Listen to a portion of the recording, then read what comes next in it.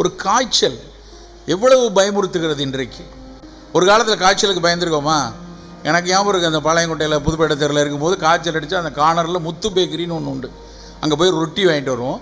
அந்த ரொட்டியை வாங்கி, ஏன்னா அந்த காலத்து புரிதல், காய்ச்சல் அடித்தா ரொட்டியை வந்து காப்பியில் முக்கிய எங்கள் அம்மா கொடுப்பாங்க. ரொட்டிக்கும் காய்ச்சலுக்கும் என்ன சம்மந்தம் இருக்குன்னு அதுக்கப்புறம் தான் புரிஞ்சுது. ஏன்னா இட்லி இருக்கும் வீட்டில், ஆனால் ரொட்டி தான் கொடுப்பாங்க. அது எப்படி வந்து தெரியுமா உங்களுக்கு? அது வந்து நம்ம திருநெல்வேலி கதை மாதிரி ரொம்ப முக்கியமான சுவாரஸ்யமான கதை. நான் ரொம்ப நாள் யோசிச்சு பார்த்துருக்கேன். ரொட்டி என்ன பேராசிட்டமால்லையா செய்கிறாங்க? அப்புறம் எதுக்கு ரொட்டியே கொடுக்குறாங்க காய்ச்சலுக்கு? திருநெல்வேலியில் எனக்கு மறக்கவே மாட்டேன், காய்ச்சல் அடிக்குன்னா டக்குன்னு போய் அந்த காளிமார்க், இல்லைன்னா காளிமார்க் கொஞ்சம் பெரிய கடை, குட்டி கடை, முத்து பேக்கரின்னு அந்த கடை இல்லை, முத்து பேக்கரியை காணும். அந்த கடையில் தான் போய் வாங்கிட்டு வந்து அதில் போய் முக்கி சாப்பிடுவோம். அப்புறம் தான் யோசிச்சேன், ஏன்டா இந்த காய்ச்சலுக்கும் ரொட்டிக்கும் தொடர்பு வந்ததுன்னா, அதுக்கப்புறம் எங்கேயோ படித்தப்புறம் ஞாபகம் வருது. நம்ம சென்னையில் ராஜீவ்காந்தி மருத்துவமனைங்கிறது சென்ட்ரல் ஸ்டேஷனுக்கு எதிர்த்தாப்பில் பெரிய ஹாஸ்பிட்டல். அந்த ஹாஸ்பிட்டலில் அது வந்து ஜென்ரல் ஹாஸ்பிட்டல், பொது மருத்துவமனை இல்லை, தலைமை மருத்துவமனை. அதுக்கு பக்கத்தில் இருக்க எஸ்பிளனேடில் நிறைய ஆங்கிலேய சிப்பாய்கள்லாம் இருக்கக்கூடிய இடம், அவர்களுக்காக கட்டப்பட்ட மருத்துவமனை அது. அந்த மருத்துவமனையில் அப்போ வந்து இங்கிலீஷ்காரனுக்கு இங்கே வந்து மலேரியா காய்ச்சல் நிறையா வரும். தமிழ்நாட்டில் மலேரியா காய்ச்சல் அதிகம். காய்ச்சல் வந்தால் அந்த சிப்பாய்களுக்கெல்லாம் போகிறதுக்காக அந்த மருத்துவமனைக்கு போவாங்க.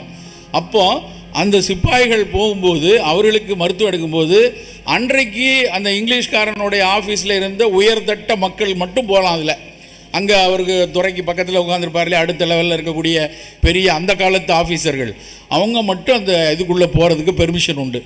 அவங்க போகும்போது சிப்பாய்களுக்கு எல்லாருக்கும் அந்த குயினைன் சிரப், அன்னைக்கு மலேரியாவுக்கு கொடுத்த அந்த குயினைன் சிரப்பை கொடுத்துட்டு, அன்னைக்கு காய்ச்சலுக்கு இருக்க மாத்திரையை கொடுத்துட்டு வெளியே வரும்போது ரொட்டி கொடுப்பாங்களாம்.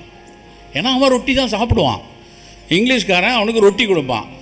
அதுக்கு பின்னாடி இப்போ நம்மால் இருக்காங்க இல்லையா, துறைமார்கள் கூடயே வேலை செஞ்சு, அவங்களுக்கும் அந்த காய்ச்சல் வந்தால் ஒரு சிரப்பை கொடுத்து போகும்போது ரொட்டி கொடுப்பாங்க. நம்மால் என்ன நினச்சிட்டான்னா, இப்போ ரொட்டியும் இதுவும் சாப்பிட்டா தான் காய்ச்சல் போகும்னு நினச்சி ஒட்டுமொத்தம் நம்ம எல்லாத்தையும் ரொட்டி சாப்பிட வச்சுட்டாங்க. முழுக்க முழுக்க இது புனைவு இல்லை, உண்மையான விஷயம். எப்படி வந்து ரொட்டி நமக்குள்ளே வந்துருச்சு, அவ்வளவு ஒரு அந்த காய்ச்சலை வெறுமனை ஒரு ரொட்டியை சாப்பிட்டு அப்படி கடந்து போயிட்டு இருந்தோம். ஆனால் இன்றைக்கு ஒரு 2 நாள் 3 நாள் காய்ச்சல் தாண்டிச்சுன்னா நமக்கெல்லாம் கிளி வருது. மருத்துவர்கள் நாங்கள் ரொம்ப நெடுங்காலமாக காய்ச்சல் வந்தால் வெறுமனை ஒரு நிலவேம்பு கஷாயத்தை கொடுப்போம். குழந்தைங்க வந்துச்சுன்னா ஒரு பாலசெஞ்சு மாத்திரையை கொடுத்து 3 நாள் சரியாக போயிடும்னு அனுப்பிடுவோம். ஆனால் இப்போ 3 நாளில் காய்ச்சல் வரலைன்னா உடனடியாக ரத்த சோதனை பண்ணிடுவோம். எதுக்கு இருக்கட்டும், எதுக்கும் பார்த்து வச்சுருவோம் அப்படின்னு ரத்த சோதனை செய்கிறோம். நினைத்து பார்க்க முடியாத சில முடிவுகளை கண்கூடாக பார்த்ததுனால அந்த பயம் வருது. ஏன்னா ஒரு காய்ச்சலில் பெரிய அளவில் இரத்த தட்டுக்கள் குறைவது இன்றைக்கு தான் நடக்குது. நான் 30 வருடமாக மருத்துவ பயிற்சி பண்ணுறேன். 30 வருடத்துக்கு முன்னாடி காய்ச்சல் வரும்போது நாங்கள் ஒவ்வொரு காய்ச்சலுக்கும் பிளேட்லெட்ஸ் பார்த்ததே இல்லை. காய்ச்சல் வந்தால் வயலில் தெர்மாமீட்டர் வச்சு பார்த்துட்டு அதுக்கப்புறம் நாடியை பார்த்துட்டு மருந்தை கொடுத்துட்டு அனுப்பிடுவோம். ஆனால் இன்றைக்கு உத்து பார்க்க வேண்டியிருக்கிறது. ஓ, பிளேட்லெட் குறையுது, 30,000 வந்துருச்சு, 20,000 வந்துருச்சு, 10,000 வந்துருச்சு.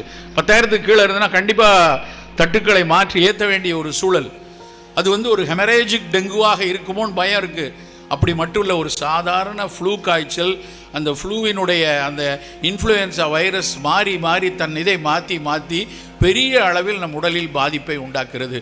இது மாதிரி புதிய புதிய தொற்றுக்கள், புதிய புதிய எதிர்ப்பாற்றலுக்கு சவால் கொடுக்கக்கூடிய கம்யூனிகபிள் டிசீஸ் இனி நிறைய வரத்தான் செய்யும். என்ன செய்யணும்? நமக்குள்ள ஒரு இன்னேட் இம்யூன் சிஸ்டம், அங்கே நமக்கு உள்ளார இருக்கக்கூடிய எதிர்ப்பாற்றல், நம்மளுடைய எதிர்ப்பாற்றலுக்குனே நம்ம உடம்புக்குள்ளே எலும்புக்குள்ளே இருக்கக்கூடிய எலும்பு மஞ்சை, நம்முடைய ஈரல், நம்முடைய வெள்ளணுக்கள், காம்ப்ளிமெண்ட் செல், இப்படி நிறைய நம்ம உடம்புல பரிணாமம் நிறைய தகவமைப்புகள் பண்ணி நம்ம உடம்புக்குள்ளே உருவாக்கியிருக்கு. அவற்றை பாதுகாப்பாக வைத்துக்கொள்ளவும் அவற்றை பலப்படுத்தக்கூடிய உணவுகளும் நம்ம எடுத்துக்கொண்டே இருக்கணும்.